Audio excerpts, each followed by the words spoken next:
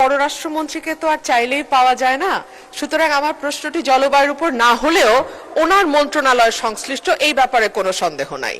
মাননীয় স্পিকার, আপনার মাধ্যমে মাননীয় পররাষ্ট্রমন্ত্রীর কাছে আমি জানতে চাইছি, সৌদি আরবিয়া, টার্কি এবং পাকিস্তানকে মিলে যেই মক্কা প্যাক্ট 7ই অগস্ট 2026 সাইন হয়েছে, ম্যালর্ড, মাননীয় মন্ত্রী কি বলবেন যে এখানে বাংলাদেশের সুবিধাটা কি হবে এই প্যাক্টে যুক্ত হলে, বা বাংলাদেশ এই প্যাক্ট থেকে কি পেতে যাচ্ছে?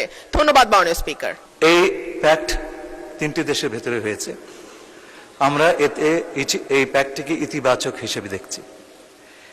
এতে যোগদান করার বিষয়টি এখনো আসেনি, কারণ এটা নির্ভর করছে যারা এই প্যাক্টের সদস্য তাদের অভিপ্রায়ের উপর। তারা যদি অভিপ্রায় প্রকাশ করেন বাংলাদেশকে এই প্যাক্টে নেবার জন্য, তাহলে পরে আমরা নিশ্চয়ই সেটা ইতিবাচকভাবে বিবেচনা করব। কিন্তু তার আগের ভালো মন্দ এটা এই বিষয়টি আলোচনা করাটা সম্ভবত সেই সময়টি এখনো আসেনি। আমরা নিশ্চয়ই এই সমস্ত বিষয় বিবেচনায় রাখবো।